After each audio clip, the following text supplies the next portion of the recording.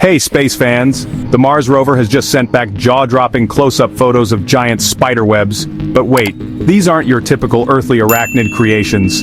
What on Mars is going on here? Let's dive in. Our trusty robotic explorer is not just out there taking selfies, it's capturing mysteries that blow my mind. These web-like patterns cover massive stretches of the Martian surface, and right now, scientists are buzzing with theories.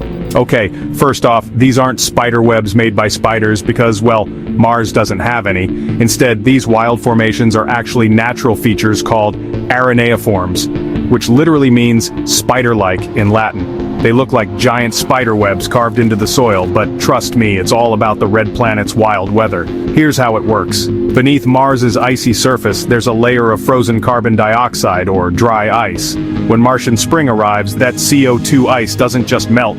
It skips straight from solid to gas. The gas builds up, pressure rises, and suddenly, boom! It erupts through the ground.